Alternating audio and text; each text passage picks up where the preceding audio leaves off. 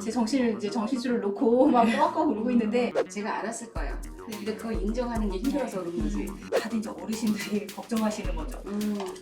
한 번 데려가봐, 어디 좀 데려가봐, 어디서 검사 좀 해봐 이런 말씀하시고 사실 이게 누구한테 알리자 이게 창피하고 부끄럽고 괜히 막 죄인은 아닌데 죄진 그쵸. 거라고 숨고 싶고 그렇잖아요. 이제.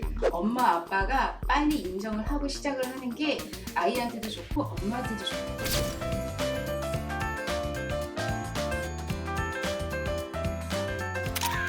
발달장애인 가족들과 함께하는 채널 우리 아이 연구소. 안녕하세요. 저는 이제 4살 된 승아 아빠입니다. 승아가 처음 태어났을 때는 특별한 점을 전혀 느끼지 못했습니다. 그런데 돌이 지나고 또래 아이들이 말이 트이기 시작하면서부터 조금 다르다는 것을 느꼈는데요.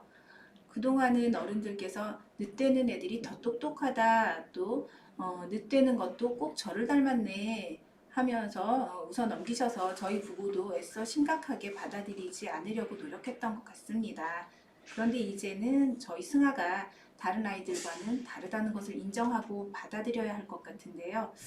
이 상황을 가족들과 지인들에게 반드시 알려야만 하는 건지, 그렇다면 또 어떻게 알리는 것이 자연스럽고 좋을지 고민이 됩니다. 좋은 방법이 있다면 알려주세요. 우선은 저는 개인적으로 아빠가 보내셨네요. 아주 바람직한 아버지세요. 아빠가 이렇게 참여는 안 적극적으로 하죠. 참여하시는 분이 이렇게 많지가 승아 않아요. 아버님, 승아 아버님 기억해둬야겠다. 우선은 제가 봤을 때는 아이가 틀리다고 하는 거에 대해서 아마 제 경험상으로 봤을 때는 전 분명히 알았을 거예요. 제가 알았을 거예요. 근데 그걸 인정하는 게 힘들어서 그런 거지. 이분도 마찬가지로 눈치는 채셨을 거예요. 본인 스스로 인정하는 게 힘들어서 이런 거지. 근데 어쨌든 간에 계속 얘기하지만 빨리빨리 시작할수록 좋아요. 빨리 하는 게 좋아요. 짐을 덜는 거예요. 네, 그렇죠? 네, 그리고 엄마 아빠가 빨리 인정을 하고 시작을 하는 게 아이한테도 좋고 엄마한테도 좋아요. 그거는.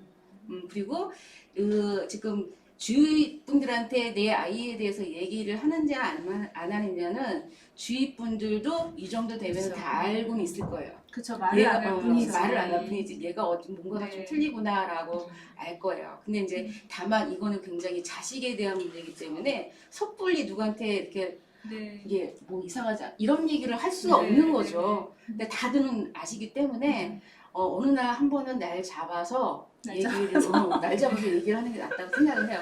저 같은 경우에는 아이가 어릴 때는 아이가 이제 조그마니까 그렇게 놀아도 표가 잘 안 나요.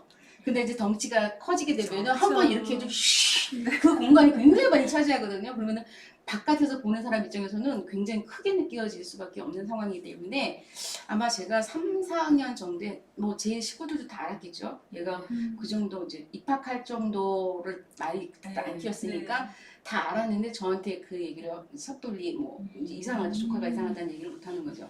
다 알고 있음에도 불구하고. 그러다가 얘가 3학년인가 그때쯤 돼서 이제 제 남동생의 아이들이 저학년으로 이제 입학을 하기 시작하잖아요. 그러면 그 아이들도 분명히 알 거예요. 친척 오빠가 뭔가가 이상하다라고. 말도 제대로 안 되고 하니까. 그러다가 이제 하루 날 잡았어요. 그냥 어른들은 대충은 알고 있는데 그거는 이제 어른들 눈높이에서는 또 어른들 눈높이에서 설명을 해야 되지만 어린 조카가 있을 때는 그 아이 눈높이에서 또다시 그 친척 오빠나 그거에 대해서 또 설명을 해줘야 되는 부분이 있더라고요. 저 같은 경우는 그랬어요. 그리고 그 엄마, 제 친정 엄마나 제 남동생이나 또 얘기할 때는 정민이가 어느 정도까지 되고 어느 정도는 안 돼. 그리고 성인이 됐을 때는 아마 이거는 될 것 같고 이거는 안 될 것 같아 라고 대충 저도 잘 모르죠. 제 아이의 장래니까. 근데 지금 현재 상황에서 그거는 될 것 같고 그거는 안 될 것 같아. 그래서 내가 어느 정도까지는 해줘야 되고 뭐 이런 얘기는 한번 해요. 한 번씩 가끔씩. 우리 아이 같은 경우는 뭐 태어나면 바로 염색체 검사 들어가는 그런 아이라서 대부분은 좀 빨리 알아서 발달장애들은 신체상으로는 전혀 그쵸. 우리나라에서는 표가 안 나기 때문에 다 이 CT 촬영하고 막 염색체는 다 검사할 거예요. 어릴 때. 그렇죠. 자폐성장애 같은 경우 이제 커서 아이가 좀 다른 아이와 다르다는 걸 알기 때문에 엄마들이 받아들이는데도 힘들고 또 주변에 알리는 것도 굉장히 힘들어하시더라고요. 근데 저 같은 경우는 뭐 다음 주이기 때문에 염색체 검사하면 다 나오잖아요. 근데 저도 사실은 좀 어려운 부분이 있었어요. 저는 왜냐면 아이들 다 정상 분만하고 별다른 이상 없이 다 퇴원을 했어요. 그랬다가 좀 키우다가 100일 정도 키우다가 소아과에서 의심소견을 보여서 대학병원으로 가서 이제 알게 돼서 이제 제 정신을 이제 정신줄을 놓고 막 꽉꽉 울고 있는데 어우 남자들은 빨라요 적응이. 바로 괜찮아. 그러면서 막 카페를 막 이제 가입을 하더니 이런 아빠도 힘드시나? 우리의 살 길은 있어. 그러면서 갑자기 그다음부터 전화를 막 돌리는 거예요. 아빠, 우리 아이가 이러이러해. 자기 친정 아빠한테 열리고 그 다음에 우리 엄마 우리 친정집이랑 이제 제가 직장 생활하니까 위아래로 살았어요. 근데 친정 부모님한테 이제 차차 알려야 되겠다 하고 우리 이제 오빠들한테 오빠가 셋인데 우리 남편이 갑자기 우리 오빠들한테 전화하더니 형님 우리 태어난 아이가 이러이러합니다. 원경이 지금 화내요. 얘 지금 정신 못 차리고 있으니까 전화하지 마세요. 정리를 쫙 다 해버린 거예요. 연수 엄마가 굉장히 많이 힘들었나 봐. 그러니까 그 옆에서 남편이 되시는 분이 다 하신 것 같은데. 그래서 되게 힘들어서 울었죠 막. 이제 그랬더니 이제 다 정리를 한 거예요. 그랬더니 이제 그 부담은 없어진 거예요. 사실 이게 누구한테 알린다는 게 창피하고 부끄럽고 괜히 막 죄인은 아닌데 죄진 거 같고 숨고 싶고 그렇잖아요. 이제 나 때문인 거 같고 네. 이런 게 있잖아. 그런 건 다 덜었어요. 근데 이제 친구한테 알리는 그 숙제가 나온 거예요. 친구한테까지 남편이 전화해주면 얼마나 고마워요.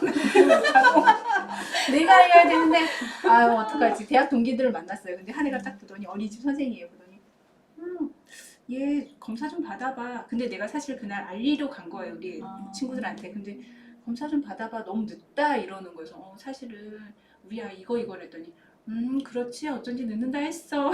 이렇게 어릿하게 받아주는 건데 그게 너무 고마운 거예요. 그러더니 그 옆에 있던 애가 그래? 근데 되게 귀엽다. 그래서 막 안아갖고 막 하고 너무 고마운 친구들이죠. 근데 안 그런 친구도 있어요. 그 옆에는 까칠해요. 우리 애가 내 발기를 기어갔더니 이렇게 하는 거예요. 내가 저거 봐라 저거 삐졌어요. 아직까지도 그게 남아있어서 이렇게 볼 때마다 너 그때 우리 애기 내 발기를 기어갔는데 너 이렇게 했잖아. 나 기억하고 있어. 그 작년이야. 얘기를 했는데 그 친구들은 이제 다 알아요. 친구들 다 알고 이제 가족들 다 알고 하는데 이제 사회에서 만난 사람들한테는 굳이 얘기를 할 필요는 없더라고요. 왜냐면 아무래도 그런 여러 가지 이해관계가 있기 때문에 얘기를 하게 되면 나보다는 내가 키우는 아이가 더 커 보이나 봐요. 그래서 뭐 이원경 씨라고 불려야 되는데 장애아를 키우는 이거 꼬리표가 달리는 거예요. 그래서 그런 게 싫어서 알리진 않았는데 그래도 이제 회사에서 좀 오랫동안 친분을 쌓고 좀 친한 그런 아이는 또 개인적으로 만나게 되잖아요. 만나면 또 아이를 또 보여줄 그런 상황이 벌어졌기 때문에 한 사람은 알아요. 근데 요즘은 다들 표정 관리들을 잘하는 거지. 진짜 의연한 거지. 그렇구나. 그거예요. 그래서 일단은 그냥 주변에는 그래도 쉽게 알렸고, 근데 알리고 나면 마음은 편해요. 뭐 이렇게 숨겼나, 뭐 이게 대단하다고 집집마다 살펴보면 어려운 거 다 있는데 첫마디 이게 때리기 힘든 거지. 그 다음부터는 그냥 말도 대화도 뭐 이 얘기 저 얘기 뭐 이제 우리 아이 얘기도 할 수 있고 엄마들은 대부분 다 육아 그쵸. 얘기잖아요. 이 얘기 저 얘기 다 나누고 더 편해진 것 같아요. 그래서 고민거리가 있으면 그냥 빨리 얘기하고 별거 아니니까 노출을 시키는 게 본인도 편안한 것 같아요. 저는 사연을 보면서 되게 공감이 많이 갔던 게요. 저희 아이가 이제 자폐잖아요. 그러니까 1살, 2살 이 무렵까지는 너무 정상적인 발달을 보는 거죠. 그때까지는 뭐 정상적이니까 다들 아무 생각 못 하는데 이제 말을 한마디 두 마디씩 해야 되는데 그때부터 안 하잖아요.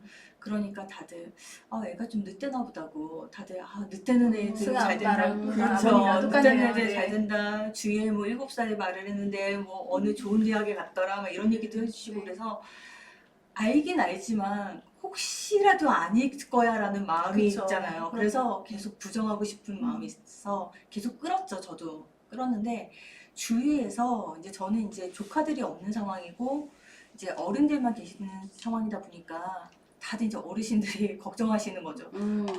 한번 데려가봐, 어디 좀 데려가봐, 어디서 검사 좀 해봐 이런 말씀하시고 그런 게 한 번씩 나오고 이제. 명절 때 만나면 어쩔 수 없이 이제 그런 얘기들이 나오게 되잖아요. 하나둘씩. 그러다 보니까 이제 그냥 자연스럽게 그냥 넘어간 것 같아요. 가끔씩 그러니까 지금 유치원에 다니는 아직 초등학교 입학 전인 아이들에서 말문이 아직 덜 트인 아이들 엄마들이 이제 물어봐요. 이거 조금 아이가 장애가 아니냐. 근데 제가 드릴 수 있는 말은 아이하고 아마 분명히 그 시간 동안에 6, 7살을 먹었을 때까지 아이하고 이렇게 지내다 보면은 아이가 말만 못하는 건지 엄마 아빠가 하는 얘기 그 정도 되면은 깊은 그렇죠. 얘기는 아니더라도 말의 뜻은 알 그렇죠. 수 있는 상태인데 그 뜻을 모르는 건지 그거를 파악하시라고 얘기해요. 그래서 아이가 다 뜻은 알아듣는데 표현이 안 된다 그러면 어른들이 얘기해도 때가 기다리면 이렇게 온다는 게 지금 맞는 것 같아요. 그런데 말도 안 되고 엄마가 아무리 얘기했는데 그 말의 뜻을 모른다 그러면은 그거는 빨리 검사를 받아봐야 되고 빨리 시작을 해야 돼요, 치료를. 그래야지 좋아요. 그리고 생각나는 게 있네요. 저희 아이가 현수야라고 불렀을 때 절대 뒤를 돌아보지 않았어요. 네. 근데 자폐 아이를 가지고 있는 친구들을 만나보니까 네. 대부분의 엄마들이 하는 얘기가 우리 아이도 네. 아이 이름을 불렀을 때 뒤를 돌아보지 않았다고. 자기를 부르는 거라고 생각 못하고 그냥 자기 하는 일 하는 거예요. 자폐 친구들은 보통 이름을 부르거나 누구야 불러도 그렇게 돌아보거나 나를 부른다고 생각하지 않아요. 네. 그런 부분에서 좀 파악하시는 것도 그러니까 테스트할 때 보게 되면 우리 아이도 그 소아과 의사가 물어보는 게 정해져 있더라고요. 엄마랑 눈 맞춤이 되나요? 네, 이걸 그렇죠. 물어보더라고요. 그렇죠. 네? 눈 맞춤이요? 근데 기억이 없는 거예요. 엄마를 보고 웃나요? 당연히 웃어야 되는데 생각해보니까 우리 아이가 웃지 않았던 거예요. 저는 반대인데요.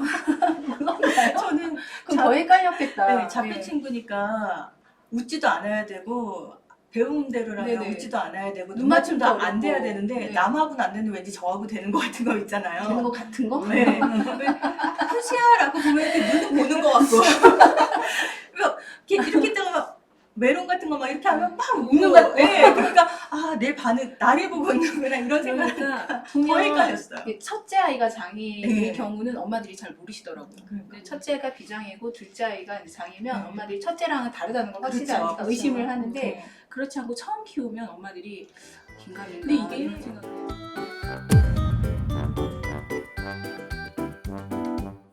우리 아이 연구소에서는 여러분의 많은 참여를 기다립니다. 참여를 희망하시는 분들은 아래의 메일 우리아이네이버닷컴으로 연락 바랍니다.